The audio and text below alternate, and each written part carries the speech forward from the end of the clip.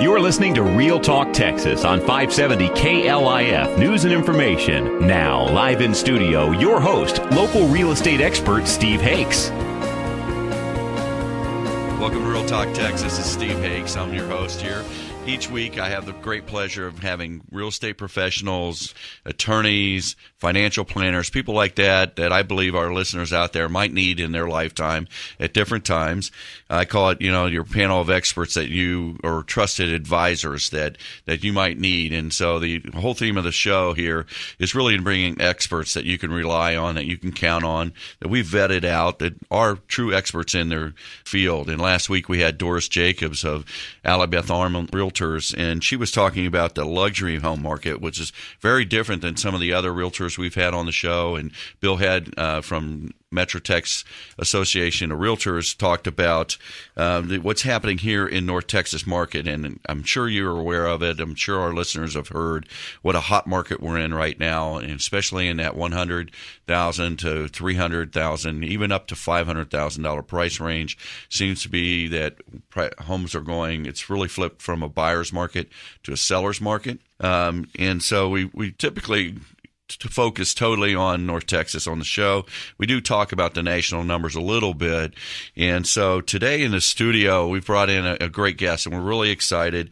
This is one of the resources that I use on a daily basis when I'm looking at what's happening in the real estate market, so I can give my customers advice at Affiliated Bank. And we've got Carrie Panchuk, and she's the online editor of Housing Wire.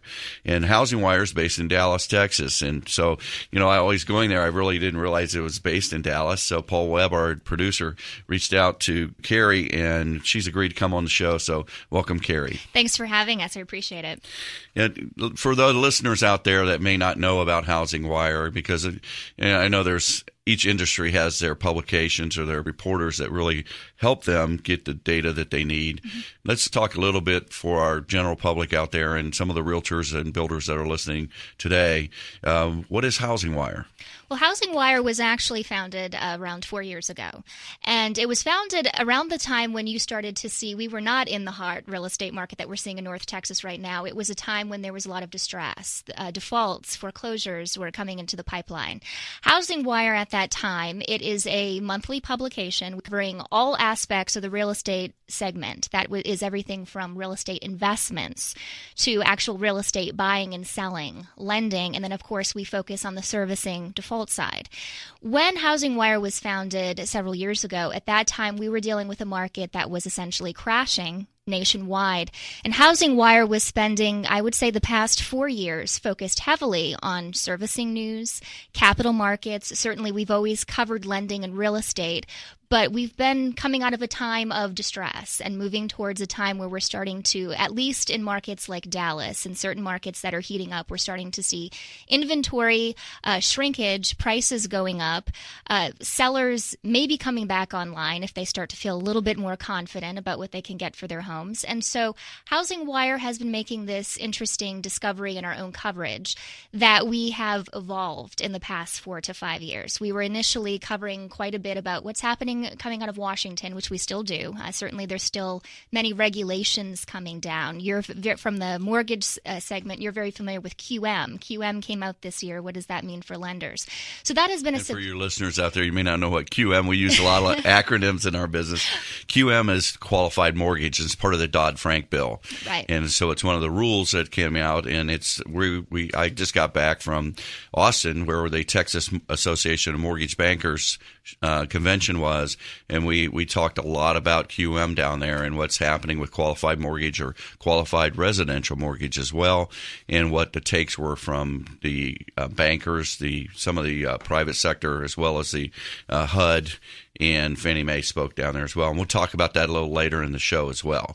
But go ahead. Absolutely. Well, so Housing Wire covers all of those different elements, but where we're seeing the focus now in markets, especially like North Texas, where home buyers are starting to jump back in, we're starting to see a shift towards covering more lending news. Some lenders have been hiring, some expansion with regional lenders, but also we're starting to see sellers starting to get, this is now a seller's market. There is not as much of a pipeline of inventory in North Texas anymore. So when buyers are going out, they're finding themselves in a multiple bid situation. And we'll speak to one of our reporters later, Megan Hopkins, who's our real estate reporter for Housing Wire, who actually covered the process of how frustrating it can now be for buyers in North Texas because they're actually competing for quality assets with other potential buyers who are outbidding them in these ideal neighborhoods. And we've talked about that a little bit on the show, some of the creativity that people are having to do to get their bids actually accepted in this very hot, limited inventory marketplace.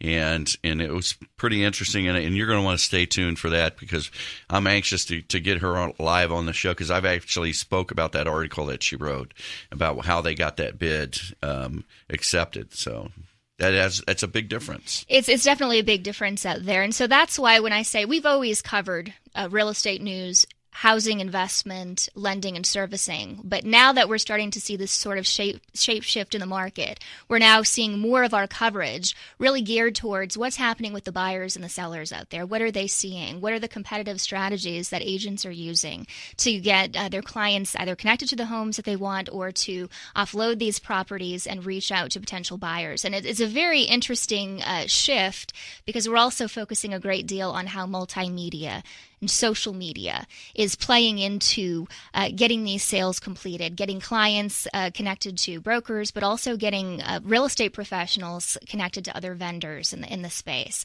So as that market shifts, we have seen a natural evolution of our coverage going from covering a lot of foreclosures, a lot of the depressing news that unfortunately dominated headlines for so long. That's still there.